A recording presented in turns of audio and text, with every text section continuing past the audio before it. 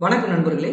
கடந்த வீடியோல நம்ம CSS Selectors அப்படிங்கிற டாபிக் பத்தி பார்த்துருந்தோம். இந்த வீடியோல CSS Combinators அப்படிங்கிற டாபிக் பத்தி பார்க்க போறோம். யூஸ்வலா நம்ம எப்போதும் பண்ற மாதிரி ஒரு நியூ ஃபைல் கிரியேட் பண்ணிக்கிறேன். CSS Combinators combinators.html அப்படின்னா ஃபைல் சேவ் பண்ணிக்கிறேன். யூஸ்வலா எப்படி நியூ ஃபைல் ஜென்ரேட் பண்ணுவோம், control space HTML sample code. ஓகேவா, சாம்பிள் கோடு ஜென்ரேட் பண்ணியாச்சு. இது நமக்கு தேவையில்லை, கட் பண்ணிடுறேன். நம்ம எப்போதும் போல ஸ்டைல் அப்படிங்கிற டேக்கு இன்டர்னல் ஸ்டைல் சீட்டை ஃபாலோ பண்ணிக்கலாம். ஓகேவா, இப்போ நாம பார்க்க போற கான்செப்ட் என்னன்னு பார்த்தீங்கன்னா CSS Combinators. ஓகேவா, CSS Combinators.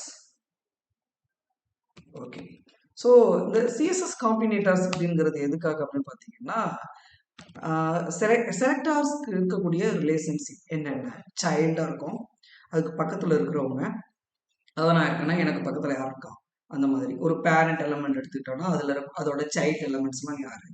ஸோ அப்போ இந்த மாதிரி எலமெண்ட்ஸ் எப்படி செலக்ட் பண்ணி சிஎஸ்எஸ் அப்ளை பண்றது அப்படிங்கிறது தான். ஸோ ரிலேஷன்ஷிப், ஓகேவா, ரிலேஷன்ஷிப் between the selectors. ஓகேவா, ரிலேஷன்ஷிப் between the selectors, அதுதான் வந்து காம்பினேட்டர்ஸ். Okay, right. ஸோ இதுல என்னென்ன வேல நம்ம வந்து செலக்ட் பண்ணலாம் அப்படிங்கிறது தான் இப்போ நம்ம டிஸ்கஸ் பண்ண போறோம். ஸோ ஃபார் எக்ஸாம்பிள் இப்போ நான் என்ன பண்றேன்னா ஒரு பேராகிராஃப் வந்து கிரியேட் பண்ணிக்கிறேன். ரைட்டா, இந்த பேராகிராஃப் இதுல வந்து குஹன் இல்லைன்னா வெல்கம் அப்படின்னு ஒரு மெசேஜ் மட்டும் ஆட் பண்ணிக்கிறேன். ரைட், இங்க ஒரு பேராகிராஃப் இருக்கு. தென் இங்க ஒரு டிவிஷன் அப்படின்னு ஒரு எலமெண்ட் இருக்கு அப்படின்னு வச்சுக்கோங்க. டிவ் அப்படின்னா ஒரு ஏரியாவை பிரிக்கிறதுக்கு பயன்படக்கூடியது. இதுக்குள்ள நான் டிஃபரெண்ட் பேராகிராஃபை எழுதிக்கிறேன். ஓகே, சாரி, இங்க ஒரு பேராகிராஃப், இதுல வந்து குஹன் அப்படின்னு கிரியேட் பண்ணிக்கிறேன். தென் இன்னும் ஒரு பேராகிராஃபை செட் பண்ணிக்கிறேன். தென் ஒன் மோர் பேராகிராஃப். ஓகே, இப்போ இங்க நான் என்ன பண்றேன் அப்படின்னா குஹன் கணேசன், இங்க வந்து அமுதன். ஸோ இப்படி டிஃப்ரெண்ட் நேம்ல பேராகிராஃப் இருக்காங்க. இவங்க வந்து பாத்தீங்கன்னா இந்த டிவிஷனுக்கு மேல இருக்காங்க. இந்த டிவ்னு ஒரு டேக்கு, இந்த டேக்குக்கு உள்ள இருக்காங்க. ஸோ இப்போ நம்ம பார்த்தோம் அப்படின்னா இது வந்து காமனா ஜென்ரலா பொதுவா மேல இருக்கிறவங்க. இது ஒரு பேரண்ட்னு எடுத்துட்டோம்னா இந்த பேரண்டோட சைல்டு, அதுக்கு அவங்களுடைய குழந்தைங்க, அந்த மாதிரி நம்ம மைண்ட்ல வச்சுக்கணும். ஸோ இப்போ நான் ஒரு சிஎஸ்எஸ் அப்ளை பண்ண போறேன் அப்படின்னு வச்சுக்கோங்களேன். இப்போ சிஎஸ்எஸ் எப்படின்னா பேராகிராஃப் அப்படின்னு ஒரு டேக்கை செலக்ட் பண்ணி கலர் ப்ளூ அப்படின்னு நான் வந்து செலக்ட் பண்ணிக்கிறேன். ஸோ இதை எப்படி ரன் பண்ணுவோம், ரைட் கிளிக் பண்ணுவோம், காப்பி பார்த்து ப்ரௌசருக்கு போவோம், பேஸ்ட் பண்ணுவோம், ரன் பண்ணுவோம். ஸோ இப்போ நமக்கு என்ன ஆயிடுச்சு அப்படின்னா எல்லாமே வந்து ப்ளூ கலர்ல இருக்கு. காரணம் என்ன, இப்போ நான் காமனா இது எல்லாத்தையும் செலக்ட் பண்ணியிருக்கிறேன், அதனால இங்க வந்து என்ன ஆகுது, அப்ளை ஆயிருக்கு. ஸோ ஃபர்ஸ்ட் கான்செப்ட் என்ன அப்படின்னா எனக்கு இந்த டிவிஷனுக்குள்ள இருக்கக்கூடிய பர்டிகுலர் பேராகிராஃப் மட்டும் செலக்ட் ஆகும். அதுக்கு தான் என்ன பண்ண போறாங்கன்னா ஸ்பேஸ் யூஸ் பண்ணிப்பாங்க. ஸ்பேஸ்னா இப்போ டிவ் அப்படின்னு ஒண்ணு, அந்த டிவ் அப்படிங்கிற டேக்குக்குள்ள என்னென்னலாம் இருக்கு, பேராகிராஃப் எல்லாம் இருக்குல்ல. ஸோ இப்போ நம்ம எப்படி கொடுத்தோம் அப்படின்னா இந்த வெல்கம் அப்படிங்கிறத செலக்ட் பண்றேன். டிவ் அப்படிங்கிறதுக்குள்ளதான் இந்த குஹன் கணேசன் அமுதன் இருக்காங்களா, இவங்களை மட்டும் எடுத்துக்கணும். இந்த ஸ்பேஸ் அவங்க என்ன சொல்றாங்க அப்படின்னா இந்த ஸ்பேஸ் நம்ம யூஸ் பண்றோம்ல, இதை வந்து டிசன்டன்ட், ஓகேவா, டிசன்டன்ட் செலக்டார் அப்படின்னு சொல்றாங்க. இதுக்கு பேரு டிசன்டன்ட் செலக்டார் அப்படின்னு சொல்றாங்க. ஓகே, ஃபார் எக்ஸாம்பிள் இதுவே இன்னும் ஒரு வே ஆஃப் இருக்குது. டிசன்டன்ட் செலக்டார் அப்படிங்கிற மாதிரி இன்னொரு செலக்டார் இருக்காங்க. அது என்னன்னு பாத்தீங்கன்னா பேஸ்ட் பண்ணிட்டு ரெண்டாவது சைல்டு செலக்டார் அப்படின்னு சொல்லுவாங்க. அதுக்கு பேரு சைல்டு செலக்டார். சைல்டு செலக்டார் அப்படிங்கிறது என்ன அப்படின்னு பாத்தீங்கன்னா சைல்டு செலக்டார் அப்படிங்கிறதுக்கு வந்து இவங்க என்ன யூஸ் பண்றாங்கன்னா கிரேட்டர் சிம்பிள். ஓகேங்களா, இந்த மாதிரி கிரேட்டர் சிம்பிளை ஃபாலோ பண்ணிக்கிறாங்க. கிரேட்டர் சிம்பிளை நீங்க ஃபாலோ பண்ணிக்கிட்டீங்க அப்படின்னா சைல்டு செலக்டார் வரும். இப்போ ஃபார் எக்ஸாம்பிள் நான் இந்த டிவிஷன் அதுக்கு உள்ள இருக்கக்கூடிய எல்லா பேராகிராஃபும் அப்படின்னு சொல்லலாம். இது ரெண்டுமே ஒரே மாதிரியான சைல்டு செலக்டார் தான், பட் சம் டிஃபரன்ஸ் இருக்கு. என்னன்னு பார்க்கலாம். இப்போ நமக்கு எல்லாமே ப்ளூ கலர்ல இருக்கு, ரெண்டுமே ஒரே மாதிரி தானே கொடுத்தீங்க. ஸ்பேஸ் கொடுத்தாலும் அப்படிதான் இருக்குது, அதே மாதிரி கிரேட்டர் தன் சிம்பிள் கொடுத்தாலும் அப்படிதான் வருது. இப்போ ஃபார் எக்ஸாம்பிள் நான் என்ன பண்றேன், இந்த கணேசன் அப்படிங்கிறத மட்டும் கட் பண்ணி ஏதோ ஒரு ஏரியாக்குள்ள மூவ் பண்ணி விடுறேன். இங்க ஒரு செக்ஷன் அப்படின்னு ஒரு டேக் கிரியேட் பண்ணிட்டு அந்த டேக்குக்குள்ள நான் இப்படி மூவ் பண்ணிடுறேன். இப்படி மூவ் பண்ணிட்டீங்க அப்படின்னா அந்த கணேசன் அப்படிங்கிற அந்த பர்டிகுலர் செக்ஷனுக்கு மட்டும் அப்ளை ஆகுது. ஸோ அப்போ அட்ஜஸ்டண்டா இதுக்கு மேல இருக்கிறவங்க இந்த சைடு அட்ஜஸ்டன்ட்ல யாராவது இருக்காங்களோ அவங்களுக்கு மட்டும் அப்ளை ஆகும். எது, இந்த கிரேட்டர் அப்படிங்கிறது சிம்பிள். ஓகேங்களா? ஓகே. அப்ப நான் இந்த ஸ்பேஸ் சிம்பிள் யூஸ் பண்ணா, அப்ப நான் எல்லாமே அப்ளை பண்ணணும்னு நினைக்கிறேன். இந்த மாரி இன்னொரு ஏரியாக்குள்ள இவங்களும் இருக்காங்க. இவங்களுக்கும் நான் அப்ளை பண்ணணும்னு நினைக்கிறேன்னா என்ன பண்ணலாம் அப்படின்னா, அந்த சிச்சுவேஷனுக்கு தான் நீங்க என்ன பண்ணணும்னா, இத ரிமூவ் பண்ணிட்டு ஸ்பேஸ் மட்டும் அப்படியே வச்சுக்கோங்க. இந்த ஸ்பேஸ் மட்டும் வச்சுக்கிட்டோம் அப்படின்னா, டிசெண்டன்ட் செலக்டர் எல்லாத்துக்கும் அப்ளை ஆகும். அப்ப சைல்டு செலக்டர் என்ன பண்ணும் அப்படின்னு பார்த்தீங்கன்னா, சைல்டு செலக்டர் வந்து அந்த எல்லாருக்கும் அப்ளை ஆகும். பட் ஆனா வேற ஏரியாக்குள்ள இருந்துச்சுன்னா, அந்த ஏரியாக்குள்ள வந்து அப்ளை ஆகுது. இப்ப சப்போஸ் நீங்க இதே மாதிரி டேக்க ஃபாலோ பண்றீங்கன்னா, டிவோ செலக்ட் பண்ணி தானே பண்றீங்க. அப்ப இங்க ஒரு டிவோ யூஸ் பண்றோம்னா என்ன ஆகும்? இது இப்ப ஃபார் எக்ஸாம்பிள் இதை நான் இப்படி டிவ்னு மாத்துறேன்னு வச்சுக்கோங்களேன். இப்ப டிவ் அப்படின்னு மாத்துறோம். இதை நான் டிவ்னு மாத்துறேன்.